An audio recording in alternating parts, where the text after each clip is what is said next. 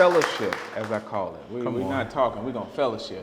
So one, thank you all for being here. I'm excited to be in conversation with Desmond. I got to spend, a whole weekend with you. Yeah. This past weekend. So yeah. I feel like you're going to really sit in on a conversation we started in a car, and a conversation that will continue. So we also want to hear from you all as we go. So I want to start off with some rapid fire questions, because I don't want you to think hard and long about them, but I just feel like they're necessary. So the first thing that comes to mind, say First it, thing that or comes should to I mind. take a minute? First thing that comes to mind, just rapid. So, Okay. You ready? Front porch or backyard? Front porch. Favorite family saying? Oh, chicken butt. Okay. Best crab cake in Baltimore? Oh, and my cousin's spot that's called Capitol Lounge. Ooh, okay, I'm about to go there. I've not been. Praise team or church choir? We talking the 90s or the 80s? Church choir. Church choir. Okay, we're seeing a resurgence. I'm with you. Yeah, come on, church choirs, come back. Come back. You're below the Mason-Dixon, sweet tea or lemonade? A half and half. That's both mixed together. Okay, half and half. I'm with it. And then the final one, this will determine if we're gonna keep talking. Butter or sugar in your grits? Well, we're gonna stop the conversation because I'm gonna say sugar and you're gonna say butter. Yeah. I don't Listen, know. I know it. But if you're from Baltimore, you would say you was gonna put sugar in your grits. It's something happened in the migration. Okay, something happened. It's a cereal. Cereal's supposed to be sweet, not savory. That's cream of wheat, brother. That something happened in the Oh, migration. cream of wheat is not. Who eats cream of wheat? Something happened in the migration. Who eats cream of wheat? Something happened in the migration. Okay. As we start moving north, something happened. Y'all start Okay. trying to do stuff new when you should have kept it in the butter. But I love you nonetheless. Okay? Listen, if you can put some shrimp with it, then we can have no sugar in it. But Okay. Okay. Yeah. You see the look of judgment? It's a little judgment. No, this divides community. yeah, well, You know? well, let me tell you, it really did. Like in my family, like my dad is from South Carolina, and I would go down every summer. That was my summer camp, my grandparents' house, and all my cousins, we ate grits every morning. I put sugar and butter. They looked at me like, "What are you doing?" And I was like, "I don't. What are you doing? You putting salt and pepper in it and ketchup? Like, what are you doing?" I'm telling it was the migration point. Y'all came north. I don't know what happened. You start trying to be fancy.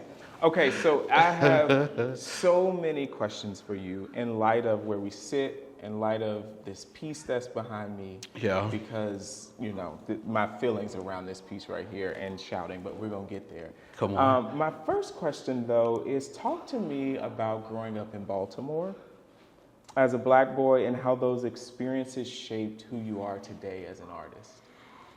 Yeah, Baltimore is important, and I often don't talk about it in the work. You actually don't see Baltimore in the work literally, but growing up in a working town, blue-collar town, that had its problems, right? Like the crack epidemic, ravaged like my community, right? And so family members, neighbors who were addicted, right? Like, and seeing that you walk out your door, you walk into school, that's what you see, right? So that's part of Baltimore, right? But with that, also I had the strong family unit at home where we were involved in churches, so the community at church was a big thing. So it was the place that helped shape who I am, how I move through space, like my confidence, my pride in being black and not letting anybody diminish that, right? Like that came from the streets of Baltimore, right? Where we are very prideful, even in the midst of struggle, even in the midst of adversity, right? Like we are still able to like stand and be seen and heard. And growing up in a black church, the same thing happened inside the building, right? You were seen, affirmed, and, oh, baby, go up there and do this part. Oh, baby, go to the mic and talk, right? Like this sense of being affirmed and seen, really seen, came from Baltimore, right? Like my mom, who's from Baltimore, right, and her side of the family, like on the weekends, it was nothing for our house to be full of people and us sitting around with music and dancing and talking. And my family always told stories of civil rights. Like it was never when we weren't together as a family where they weren't saying, oh, when I was your age, we were protesting, we were trying to segregate places, we were doing this, right? Like that was always part of like the story that was always being woven in my house. And so that's what I know, right? Like it's just like in me, right? Like it's not that I went out and sought, it was like what was being fed to me every day. And so when I think about Baltimore and I think about having lived there, Yeah, right there, great city. You know, great city, one of my favorite cities, like another home for me. Yeah. And I think about the ravishing, right, as you talked about. I think about the beauty that's there, but also oftentimes it gets overshadowed by what was, right? How does that show up in your work, right? The tatteredness of Baltimore and knowing that there's good people, knowing that there's great bones, but we also can see the injustices of economic deprivation in Baltimore, right? We can see what happens when resources are taken out of a community that centers particularly working class folk. And so how does that show up in even the work that you're doing with, like, I think about the tatteredness around the pieces as a point in which Baltimore, I feel like, sometimes shows up. And particularly when I came to the opening and I was like, Baltimore, right? That there is a grit in Baltimore that is palpable. Yeah, we are fighters and survivors, right? Like, and you have to be to like live in Baltimore, right? Like, there's so much that you're fighting against, you know, to like make it, you know, to make it to the next day, to like the next hour kind of thing. And that's a great question, because I would say in the work, there's a lot of tatteredness or a lot of frayed edges or things that haven't been fully refined.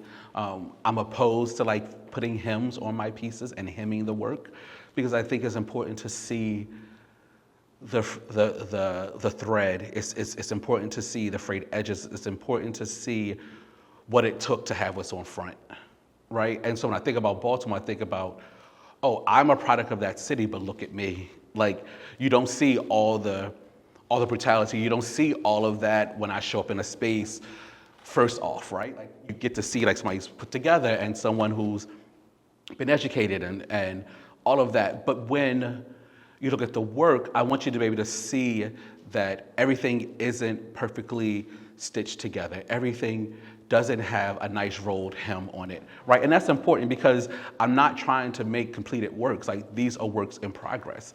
And as I change, as I grow, as my city changes and grows, as we all change and grow, that's important to show that evolution. And so if I put a backing on them, then you can't see how it's pieced together.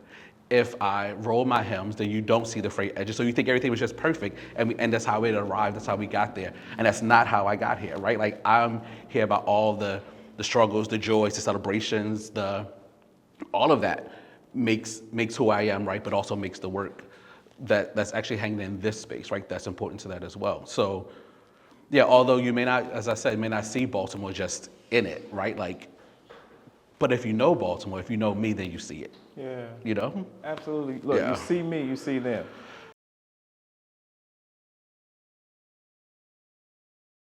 How did you come to artistry, and in particular, the practice of working in sculpture and textile? Oh, I immediately thought of my fourth grade teacher, Mrs. Robinson, where now I'm a procrastinator, and I had an assignment to get done. And I didn't tell my parents I needed supplies to make a map. And so I looked on my dining room table, and we had some peanuts and some glass marbles. And I made a map out of peanut shells and glass marbles and walked into class with this map. And she went, oh my God, this is amazing. And she called teachers in, and they all looked at it, and I was like, oh, wait a minute. I'm getting praise for what I just did. I was like, okay, I don't know what this is called. I didn't know I was making a work of art at that moment, right? But I knew that what I had put together in my imagination, like, people responded to, right? And so that's how I got there, right? And my mom is a crocheter, my grandmother's a quilter, so like I would see people make work, but like they don't call themselves artists, right? My mother does not say she's an artist, although I keep trying to push her to be an artist. She's like, I'm not an artist, right? And it was out of that, like, wanting to do something different and knew that I decided I'm gonna go to art high school in Baltimore instead, right? And like, I was gonna go to my zone school. I'm gonna try to do this art thing, and fell in love with it, right? And like, that's where I found. We hear this all the time, right? Like, you found your voice as an artist, but like, I found there was a way I could communicate visually that felt like I put on a worn-in jacket or a pair of shoes that felt really comfortable, right? Like, I had no problem talking to people, right, and explaining myself that way, but it's something about when I make something, it feels more, it feels above just me, you know? So I would say that that fourth grader decided back then that art was going to be the path, you know, so. And to talk about the interconnectedness of these maternal figures who instilled this practice in you, right? A crocheter and a quilter. Yeah. And you have tapestries. Yeah. Right? I mean, yeah. And my grandfather, who is an ancestor now, I can hear him saying, "Excuse me, Desmond, I was a cabinet maker in South Carolina. Like, I was well known for my cabinetry, and like, I was sought after for like building cabinetry. So like, you better say you got it from me as well, right?" So like, okay, to my granddad as well. You know? But again, like, in my family, like, they weren't seen as artists, right? Like, it was my granddad builds cabinets, right? And his craftsmanship was amazing. I mean, people would bring him to like their towns, like for him to like build their kitchen cabinets, right? Like, but he never talked about himself in that way of being a maker, right? It was a job he was doing to like take care of the family, right? And like, my mother wasn't saying that she's not saying she's an artist. She's like, she likes to crochet. She goes to her senior center she goes to every Thursday, teaches a class, and like, but the fact that it shows up in my work now is just because it's what was at my dinner table every day, right? And so I've always had an affinity towards fiber arts and textiles. When I was in undergrad, one of my mentors said to me, "Desmond, you can enjoy textiles. It's all right. Like, like there are certain traditions and certain cultures where men in Africa are the ones who do all the weaving and all the design." I said, "What?" I said, "Okay, let me go find about that," right? Because like, I needed permission to like. To take it and to love it, right? And this idea of sculpture and textiles, right? I like this idea of things that are really, sculpture is hard and firm, but fiber is soft, right? Like, I like the tension between the two that's created. Like, I started out as a sculptor. Like, that's what I was classically trained as a sculptor. That's what my master's degree is in, is sculpture. And I feel really comfortable in that space as well of like making work that is three-dimensional, right? Things that you can walk around, things that has weight to it. But I see them connected, right? Like my sculptures are textile-based as well, right? They're made out of fabric and fiber that I find a way to harden them and make them solid that can, endure the weather and all that kind of stuff and sit outside or hang on your wall, right? So it's just the idea of making, right? So I guess my granddad would say, "See, you make sculpture because I was a cabinet maker." So that's how you got the sculpture, right? And I could hear my grandmama saying, "Well, you do this because I was in my room like hand piecing textiles together," right? So yeah, I'm just a product of all of that. What does it mean to be reclaiming that in this season, though, right? Yeah.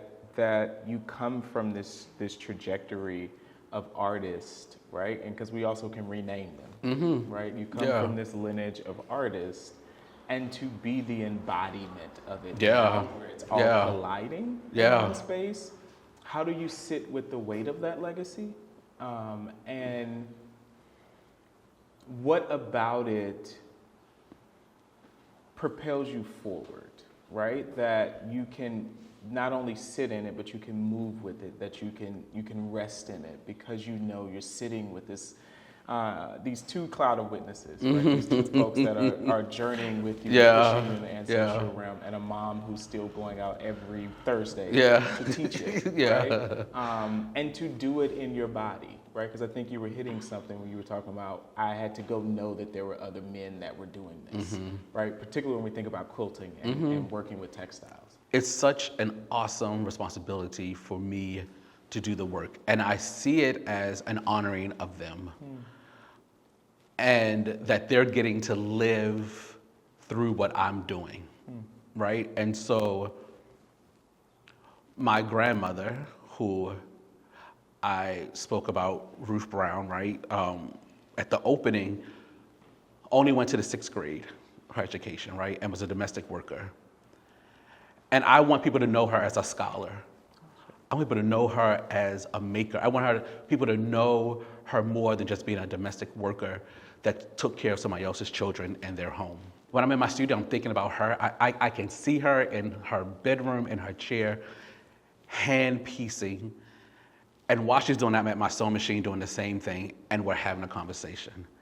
And I'm going, come on, Grandma, we're making together, right? So she's here, she gets to shine and get accolades and be praised for that because this is her work as well, right? And so anything that I do, right? Even today when I walked in, I said, come on, ancestors, we gonna have a talk today. Come on and sit among me, come on and be right here, because that's what we doing, right? And I'm the one that's talking, but it's really about you. So me just existing is an honoring to them, right? And so when I make the work, I'm always thinking, are they pleased with it?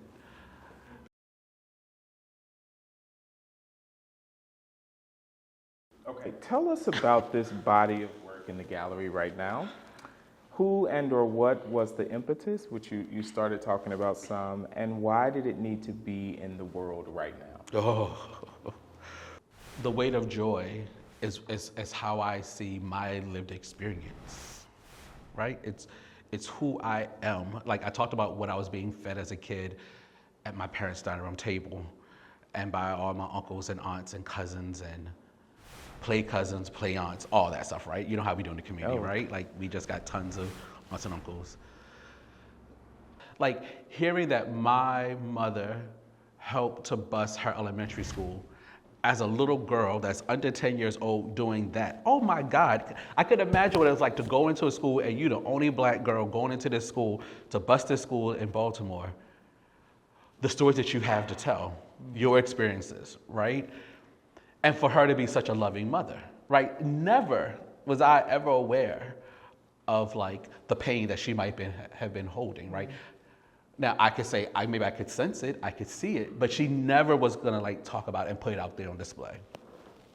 And so this work is a response to that. It is to show, and I don't even like using the word resilience because I don't think that's the right word. I don't want to say strong. I want to find other words to use. This show is about, let's go through and start to unearth, let's mine down some of that pain. Let's bring it up to the surface so we can address it and heal it so we can move forward, so we can move beyond it, right? And which is what I feel I'm called to do. I often call myself an intercessor, that I get to travel between time and space and go into the past and come into the present and move us into the future, right? And so this work that's right now is just that, right? If we start with Peter at the beginning of the show, where at the opening we begin to mend his back and create a balm for his back like my grandmother would make for us when we would hurt ourselves, right? We're acknowledging the trauma, acknowledging the pain of his back that was brutalized by being whipped and all the kilos that formed on his back. Let's mend it so we can get to a place of healing, right? And so this show really does take us through that journey, right? There's an image of a woman who had been lynched, and this woman reaching back to touch that, because it's part of who we are, right? To the Black Lives Matter movement, to this idea of men in the 1960s picking cotton with this image of this woman who was enslaved, who didn't have autonomy over her own body, and was made to be bare-chested and photographed. Right, that's part of our story, but it's not all of our story, right? And to have the elder who is guiding us through this process, telling us the stories, right? Letting us know about it, but then seeing the elders on this side teach us how to be joyous, how to dance, how to swing low and kick high and shout, right? Which gets us to the very last piece, which is about this joy of this young woman who gets to take flight, right? She gets to be free. Because it's in us, it's part of our DNA, it's part of what has made us.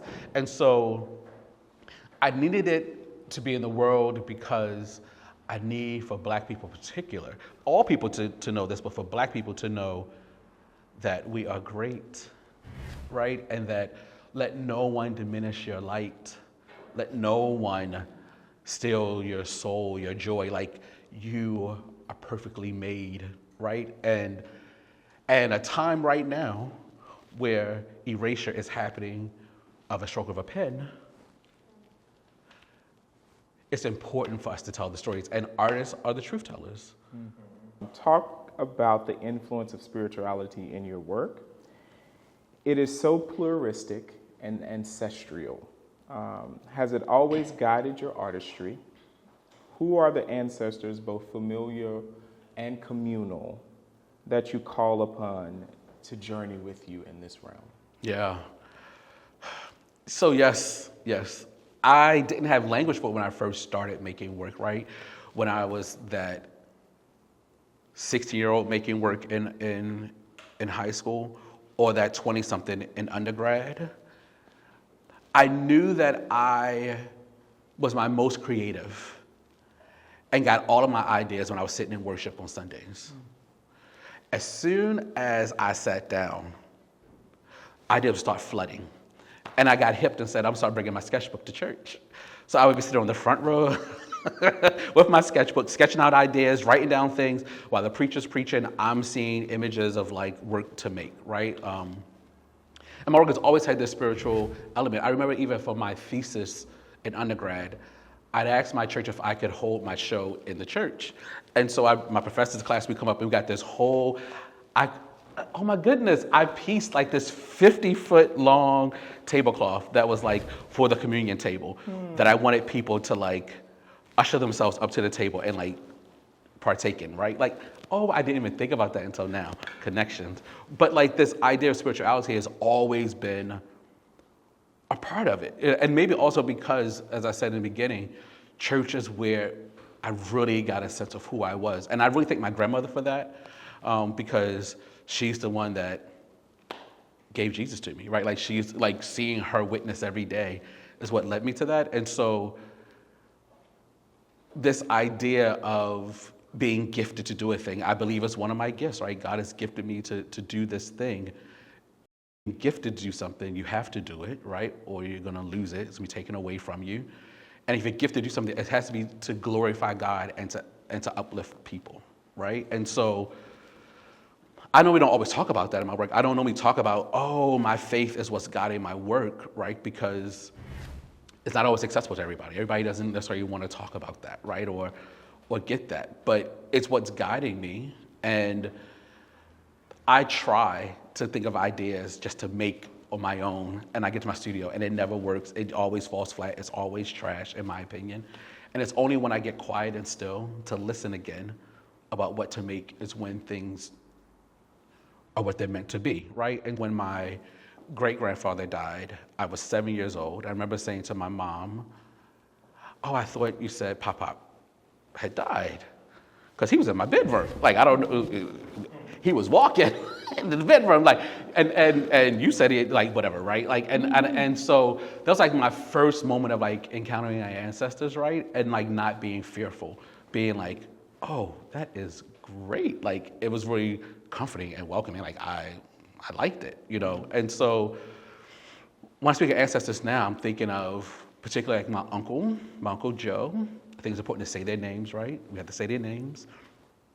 Who lived in New York for 30 plus years. And I think about how he would respond to me like now living in New York, and he would be here today, or he would have been to the opening, right? But passed away like right when I was graduating undergrad, right? And so he's one that guides me. He was a professor at Fordham, and so he guides me like in my professional academic life, but also in my creative practice. Both of my grandmothers, Addie Beach and Ruth Brown, my uncles, Sterling, my aunt Joyce, my aunt Susan, it's important to say their names, my grandfather, Henry Beach, my pastor, Olin P. Moyd, my former First Lady, Marie Moyd. Like, those are the community and familiar, like, ancestors. And then I have friends who've passed away, right? That, like, one particular I think about all the time is my friend Leslie, who she died in her late 20s, which was really hard, right, to have like a peer, like, oh my God, like, And I think about her all the time. I think about like her guiding me. And so when I get a thought of idea of somebody and I'm making a piece and they stay with me the entire time that I'm making the piece, I know that they're the one that's helping guide that work, right? And guiding my color choices and things like that as well. But yeah, like I would say one of my biggest is probably like my grandmother, Ruth, because we would go to church every Sunday and I just kind of feel her always just like one step behind me. Like, even now, right? Like, grandma is here.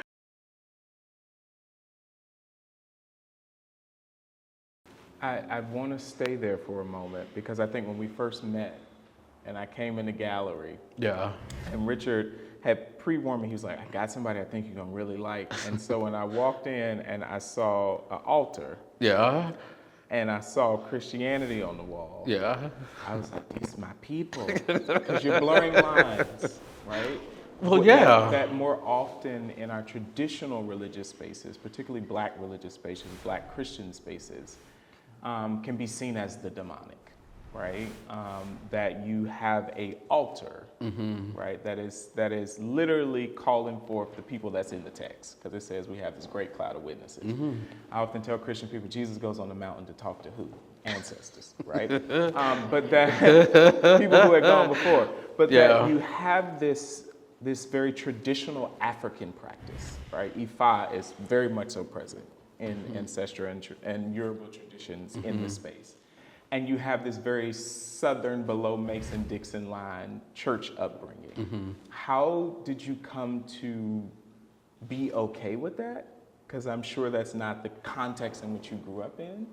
And then two, to allow the presence of ancestors and this ancestor veneration to guide your practice, right? Because church folk can be like, "Oh no, what you doing? That's a little bit too much for me." You're talking about ancestors, people sitting in here. But at the same time, we'll go read the Sermon on the Mount, right? And we'll go quote some other things in the text, and I'm like, "Well, those are ancestors, right?" So how did you come to rest in that as practice, like this plurality? And I think I told you this, that shows up in your work, right? I can see the Christian, and then I'm like, nah, that's E5.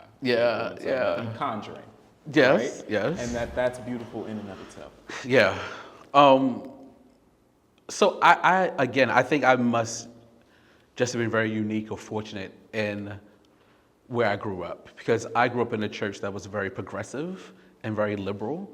We were taught Black liberation theology. Like, my pastor was a theologian and wrote a lot about Black liberation, and redemption in Black theology is one of his books that he wrote. And my church was rooted in activism and civil rights, and so like it's what it was. And we would pour libation during worship, right? Like, okay, ashe, right? Like, oh, we don't pour some water, ashe. You know, like it's like it's what we did, right? And I think that, and again, like my dad's side of the family, like were very active in civil rights and very Christian, very Southern Christian in South Carolina.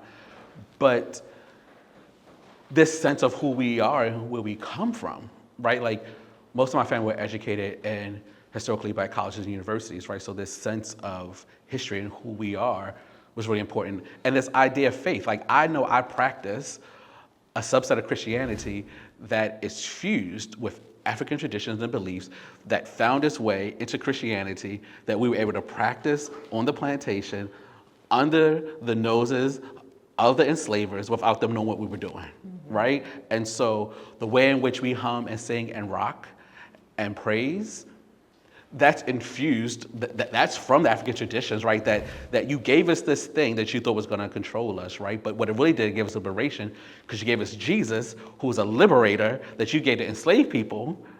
So so of course Jesus is going to come big to us because he's the great emancipator. Like, he liberates everybody, right? And so that to me just seemed to always just go hand in hand. And at my church, because I was an artist, I got lots of opportunities to like write plays and to do big productions at church and things like that. And so I was always going to bring in this idea of who we are as people, like African people, right? Like we are part of the diaspora. we might have been forcibly made part of that diaspora, right? But we still can harken back to that. We can still look to that for guidance. And so it's always shown its way up. And I think that when I really began to really embrace it was when, you helped me make connections about my work, man. I appreciate this. Is that my mother's brother, her older brother passed away.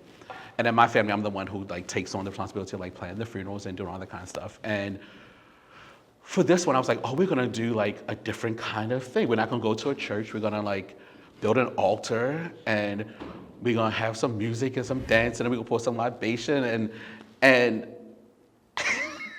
it was great. And I was like, look at how we put together like these two worlds together, right? And when my grandmother passed away, like I built an entire altar for her casket to like sit on top of, right?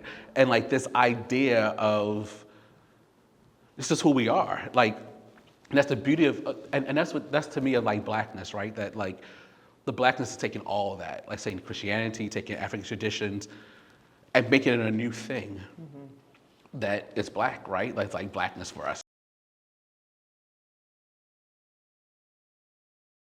I think about this piece right here, and going back to your comment around how we infuse practice, right? So shouting, right, or ring shouting, or in particular, when I first walked in the gallery and saw this piece, I said, I know this, right? That in many of our Christian spaces, particularly more charismatic spaces, people are shouting, or they're getting the Holy Ghost, right? Catching the ghost. Catching the ghost. You know, caught the ghost. You done caught it, right? And it moves. But I'm often telling Christian folk that that's not Christian, right? In its origin is Muslim, because you ring shout around Mecca, right? And then it connects to traditional African practice, right, of Ifa and other traditions of conjuring, right? So I'm often, when I'm going in religious spaces and I see people shouting, I was like, y'all conjuring, and what we conjuring in here? Like who we calling, what we doing? And it's not Christian. Yeah. Right? That when we create these hard delineated lines in religion, particularly in black religion, I'm often like, well, you know, y'all got a little Islam in here, got a little Ifa in here, I can even see a little Buddhism in here, because Buddhism existed before Jesus. So like all of these different things, I feel like you capture this in this, right? That this plurality for me, and the way that spirit shows up in this very charismatic way for us more often than not, right? Of what the ghost means.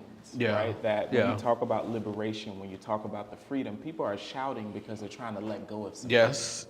Right? People are shouting because it's been a hell of a week for me and I got to get something out of me, right? People are dancing and weeping because I go to this job that I got to be so confined, right? And we are people of music, we are people of dance, we are people of rhythm, right? And that this allows me a freedom, a liberation in a sense, that I may not have being a domestic worker, that I may not have being in corporate America Monday through Friday, right? But when I get to church on Sunday or Saturday,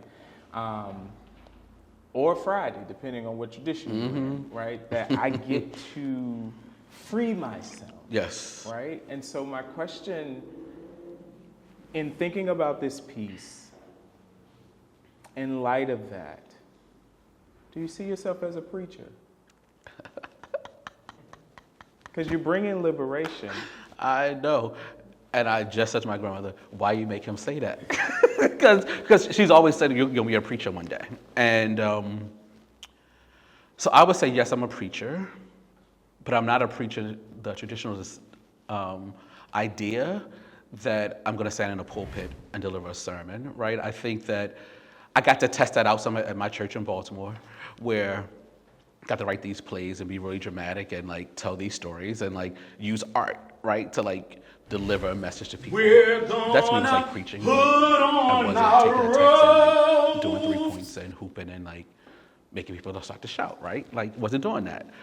But I do think that I'm a preacher. I do think I'm bringing the good news. I think I'm bringing a message of hope and liberation.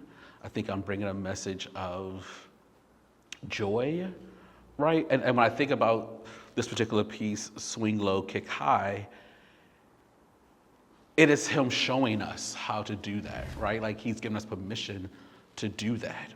And it's part of my story, right? Like someone who worked in a very high pressure position as a school administrator in DC, have to always be just so. You can never let emotions come up. You always have to like, somebody could be cussing you out and your face has to like stay complete. Like you can't show any kind of emotion at all.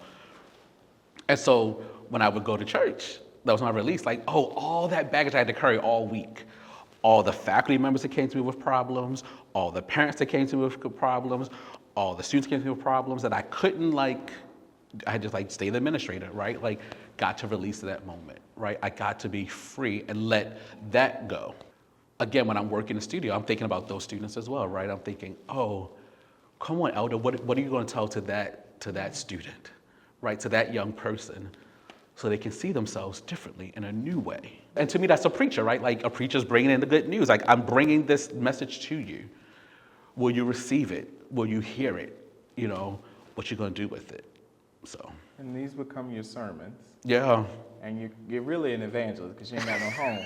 You bounce. You bounce, right? So it's the gallery, the booth, the booth. You bring in your street preaching, right? You bring in the news. Okay.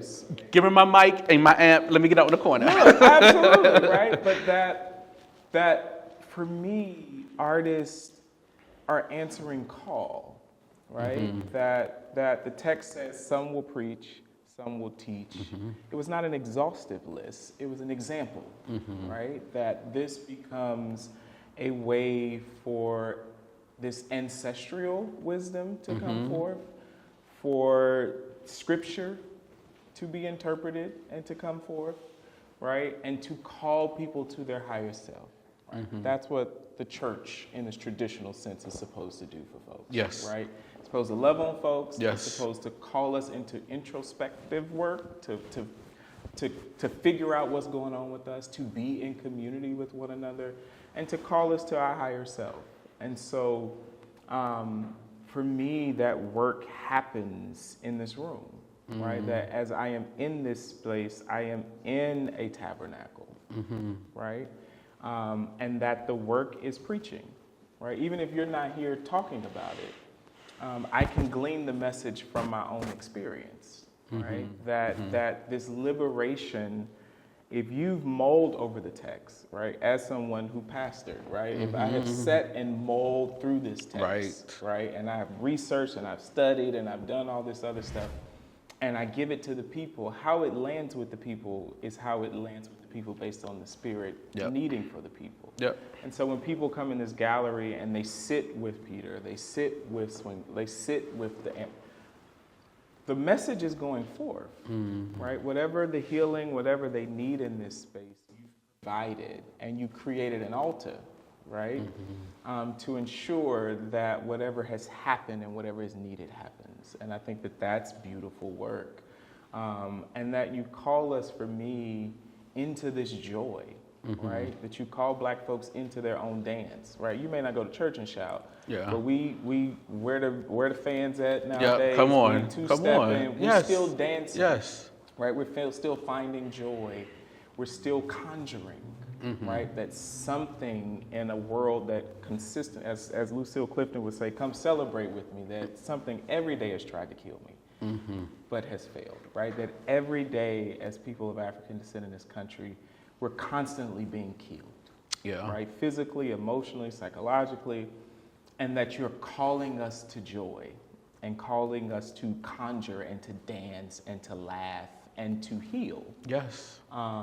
Is the work that is necessary to continue to fight these systems of injustice mm-hmm. that we continue to face.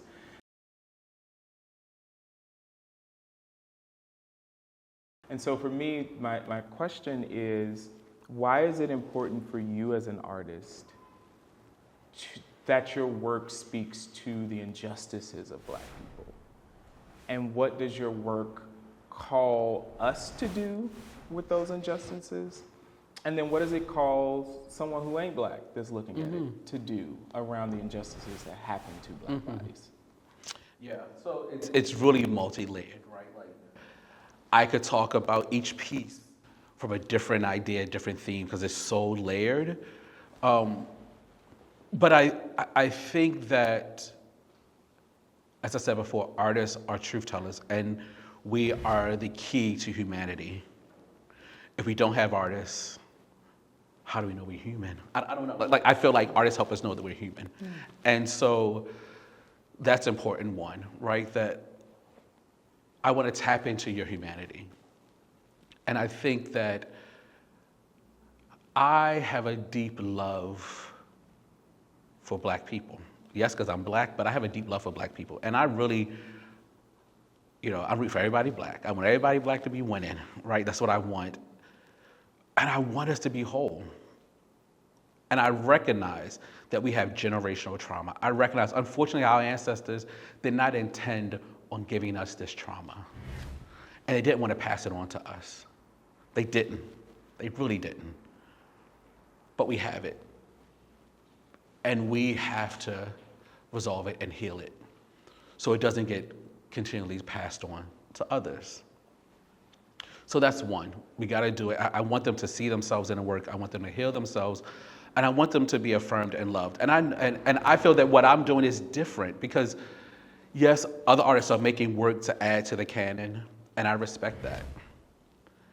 And I think I'm adding to the art world and the conversation as well. But I'm thinking about people, right? Like, how are we going to be good?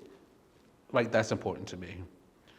For people who aren't Black, for people who are other races, ethnicities, people who are white, I want you to see where you have access to the work as well.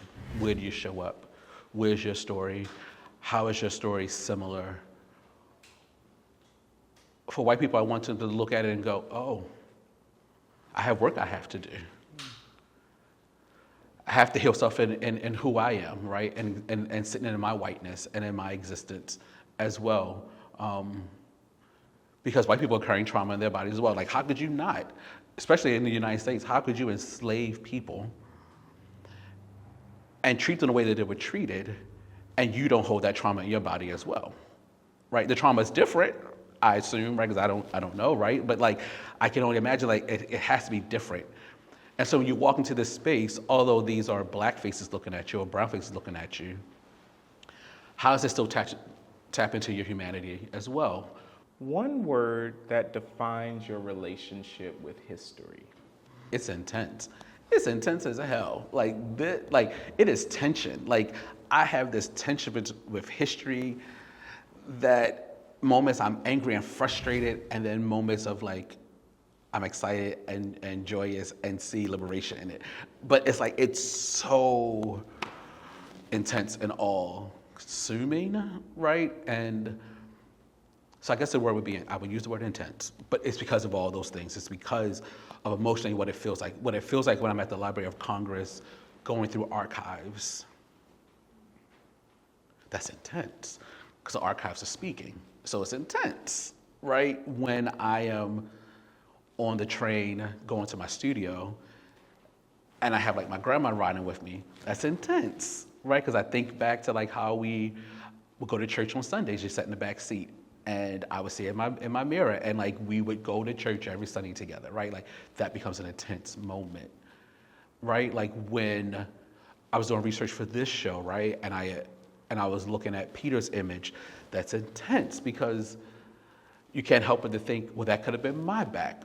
That could have been my father's back. That could have been my brother's back, right? That's intense. It's so emotional, and the weight is so heavy.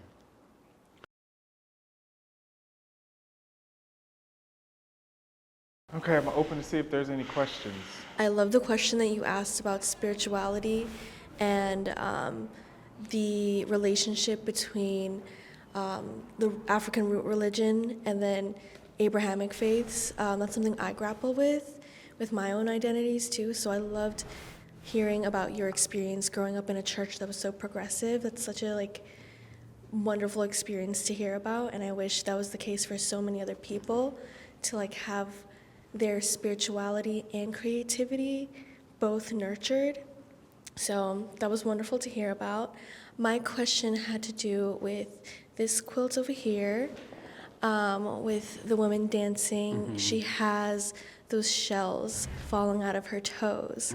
And I know that those shells are to call in abundance as they were used during trade. So I wanted to know, why is it falling out of her toes? And what does her dance represent outside of just joy? Yeah. Well, thank you for that question. So the cowrie shells is meant to be that, right? It's wealth, right? And it's saying that her dance is her wealth. Like, that's what she has, right? Like, that her ability in whatever situation she's in, circumstances, right? Like, her dance is what she has, right? Like, that's her currency. Like, that is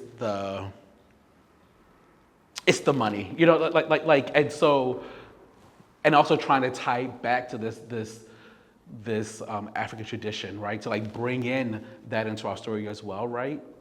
It's trying to connect those. So I'm always trying to find ways to connect history and lived experiences in a moment, right? So this idea of her dancing and the cowrie shells at her feet is going, look how wealthy I am that I can dance on these cowrie shells. Like, that's how wealthy I am as a Black woman, as a Black elder, because I know my worth and I know my sense of self.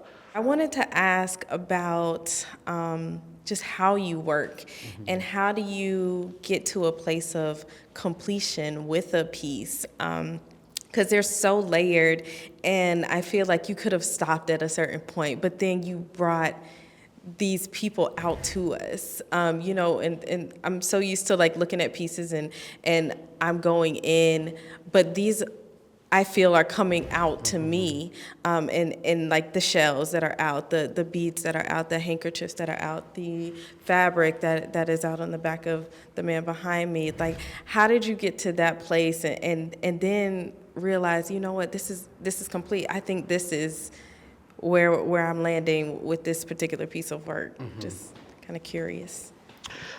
Thank you for that question, and that it changes for each piece. It's not the same. So when I begin to work, as I was saying, like, I work with archives, and so I just spend hours and hours just combing through archives and spending time with them. Even here at the library here in New York, I go through the archives and just sit, you know, for an hour or whatever. And even in that moment is when it begins, right? Like, not every image that I see in the archive is something I think, oh, that's a great image to work from, right? Like, it's when something says stop. I have to spend more time with it, right? So I'm always like trying to be in tune to like this inner voice that's saying to me when I've gotten to the right thing. So when I know I'm done, I know when I'm at the sewing machine and I hear my grandmother go, stop, you done too much. Do you think of the sketch before you do this, or do you just go right? Is it you just go to the quilt? Only I can say to you is like, I just hold them in my head. Like, I have a memory like an elephant, and like I just hold the things in. And while I'm on the train, while I'm walking, while I'm talking to people, the images are in my head. I'm mulling over them. I'm seeing how they could change, how they could evolve. Sometimes the images don't. When I make it, it don't look good. I go, that's in the trash. So that gets deleted from my memory. We are from Brazil. We have a question. Sorry, my English is not so good, but I make some notes here. First, I want to say your art gives me some Brazilian energy. I don't know why, something deeply Brazilian, because it's very colorful and intense. And this is pretty nice. And my question is, what inspired your art and your choice of materials and patterns? And one something, this really remind my grandma's house. I don't know why, but yeah, it reminds me. It's really a Brazilian thing. Yeah. Okay, so thank you for that. And I'm glad you said it made you feel like your grandma's house a little bit. Yeah. I often get that. And I think that's because my grandmother is one of my greatest guides, right? And so I'm really into her sensibility. And so when I'm communing with her, right? Like, it's as if I'm back in her bedroom again and I'm sitting on her bed and she's in her chair and we're just talking. And so I think that I'm trying to make work that feels as comforting and safe, and how I felt really protected in that space, right? And so the fact that you say that, it doesn't surprise me because, like, well, my grandma's guided me in this, right? When it comes to the colors or the materials, I think that fiber, I think that textiles, I think that fabric is very intimate, and that we all understand it. Like, we all have a relationship with fabric. We're all wearing fabric right now, right? Like, we know intimately, we put it close to our bodies, we sleep in it. Like, we know, you know what it feels like you know what that feels like without touching it, you know what that feels like. And so this level of comfort that I want you to have as well. I want you to be familiar with it, because I think if you're familiar with it, then it helps to hit you a little bit deeper. It goes to a deeper part of your core in that way. When you talked about it feels like Brazil, it's the ancestralness. Oh. Yeah. Right? That you know, these different boat stops and same traditions. Same traditions, different right? boat stops. That manifest themselves. And even when you think about Candomblé and Santeria and these other traditions that leave space for ancestors, and that I can see the continuity and the beauty that thank you for your question and that connection. Yeah. What behavioral patterns have you found that haven't been worked out that you own in your life from your ancestors? Now, I don't feel how I would be exposed like that. You said you like challenge. Okay. You said you like challenge. Okay. You right. Okay, so let's bet. Name it and claim it, brother. Might as well. Liberation.